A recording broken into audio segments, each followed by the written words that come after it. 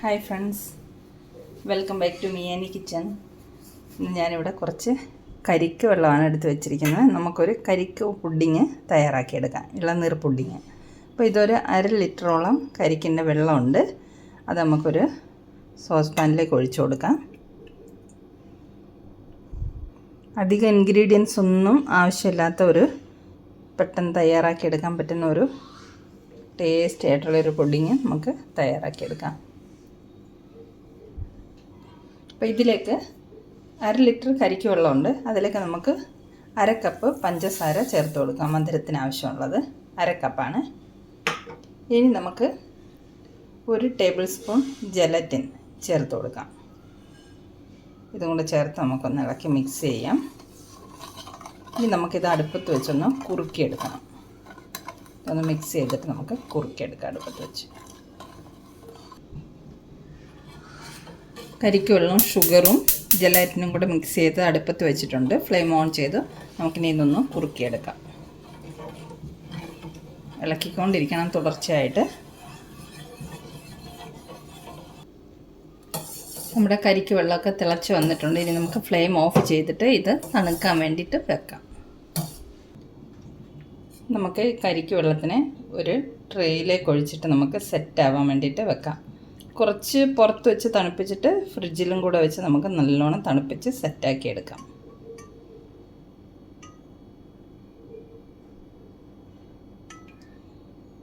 Correct ട്രേയിൽ കൊള്ളുന്നുണ്ട്. ഇത് നമുക്ക് പുറത്ത് വെച്ച് ഫാനിൻ്റെ കീഴിൽ വെച്ച് ഒന്ന് തണുപ്പിച്ചിട്ട് പിന്നെ ഫ്രിഡ്ജിലേക്ക് വെക്കാം.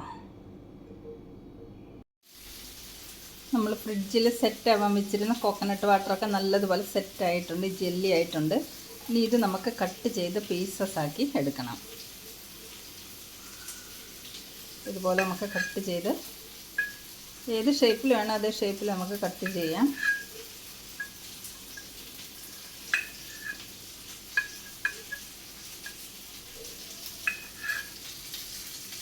നമ്മളിതെല്ലാം സ്ക്വയർ പീസസ് ആയിട്ട് കട്ട് ചെയ്തിട്ടുണ്ട്. ഇനി നമുക്കിതിങ്ങനെ ഇളക്കിയെടുക്കാം. കണ്ടോ, ഇതുപോലെ കോക്കനട്ട് വാട്ടർ ജെല്ലി.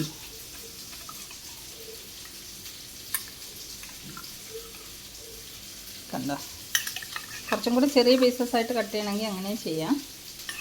ഇപ്പോൾ കുറച്ച് വലിയ പീസായിപ്പോയി. വേണമെങ്കിൽ കുറച്ചും കൂടെ സൈസ് ചെറുതാക്കിയിട്ടും കട്ട് ചെയ്യാം. അപ്പോൾ ഇത് ഇവിടെ ഇരിക്കട്ടെ. ഇനി നമുക്ക് അടുത്ത സ്റ്റെപ്പ് എന്താണെന്ന് നോക്കിയിട്ട് വരാം. ഓക്കെ,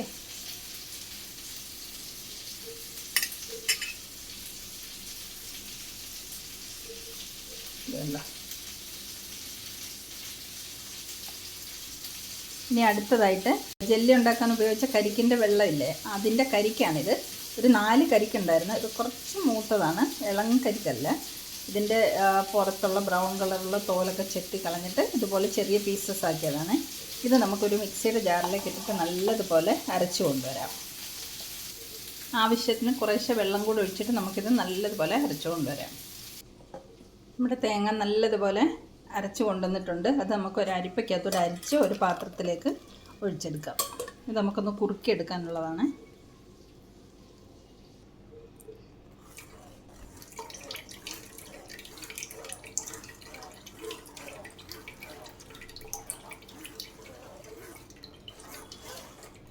അറിയാതെ തേങ്ങ കിടക്കുന്നുണ്ടെങ്കിൽ നമുക്ക് ഈ അരിപ്പയ്ക്കകത്തോടെ അരിച്ചെടുത്തിട്ടത് മാറ്റിയെടുക്കാം.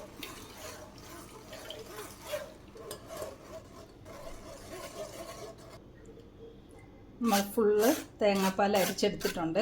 ഇത് നമുക്ക് ആവശ്യമില്ല, ഇത് കളയാം. ഇനി നമുക്കിതിലേക്ക് 1/2 കപ്പ് പഞ്ചസാര ചേർത്ത് കൊടുക്കാം. ഇനി നമുക്കിത് അടുപ്പത്ത് വെച്ച് ചൂടാക്കാം. അടുപ്പത്ത് വെച്ച് എടുത്തിട്ടുണ്ട്. ഫ്ലെയിം ഓൺ ചെയ്യാം.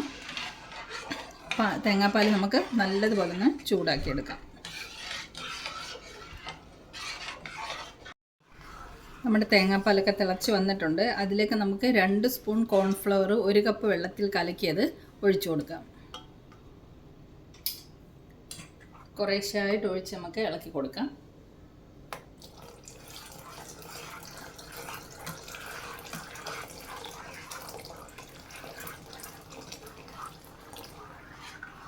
ഇത് നമുക്കൊന്ന് ഇളക്കി കുറുക്കിയെടുക്കാം.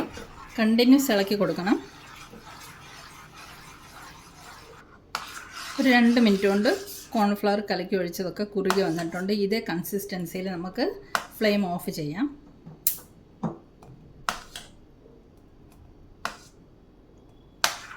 ഇനി നമുക്കിത് ട്രേയിലേക്ക് നമുക്ക് പുഡിങ് സെറ്റ് ചെയ്തെടുക്കാം. അപ്പോൾ ആദ്യം നമുക്ക് ട്രേയിലേക്ക് നമ്മുടെ ജെല്ലി ക്യൂബ്സ് ഓരോ ലെയർ നിരത്തി വെച്ച് കൊടുക്കാം.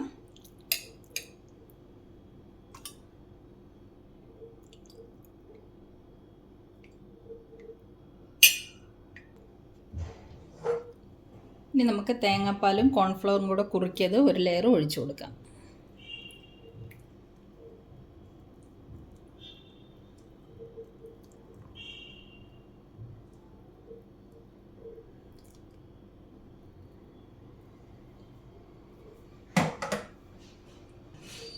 ഇനി നമുക്ക് വീണ്ടും ബാക്കിയുള്ള ജെല്ലി ഇതിൻ്റെ മുകളിലേക്ക് വെച്ച് കൊടുക്കാം.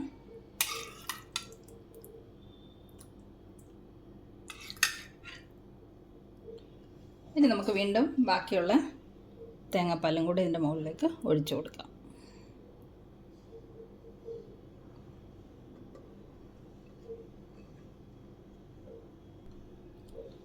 ഫുൾ എല്ലാം ഒഴിച്ച് സെറ്റാക്കിയിട്ടുണ്ട്. ഇനി നമുക്കിത് വെളിയിൽ വെച്ചിട്ടൊന്ന് ഒരു കുറച്ച് നേരം തണുപ്പിച്ചിട്ട് നല്ല ചൂടൊന്ന് കുറഞ്ഞ് കഴിയുമ്പോൾ പിന്നെ ഫ്രിഡ്ജിൽ വെച്ചിട്ട് നമുക്ക് നല്ലതുപോലെ തണുപ്പിച്ച് സെറ്റാക്കി എടുക്കാം. നമ്മുടെ പുഡിങ് ഫ്രിഡ്ജിൽ വെച്ച് തണുപ്പിച്ച് നല്ല സെറ്റായി വന്നിട്ടുണ്ട്. നമുക്കിനി ഇത് കട്ട് ചെയ്ത് സെർവ് ചെയ്യാം.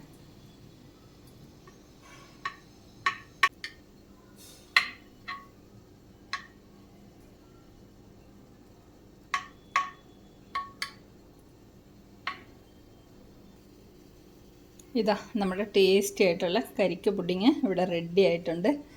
അപ്പോൾ സിമ്പിളായിട്ട് തയ്യാറാക്കാൻ പറ്റുന്ന ഈ പുഡിങ്ങിൻ്റെ റെസിപ്പി ഇഷ്ടമായെങ്കിൽ തയ്യാറാക്കി നോക്കണം കേട്ടോ.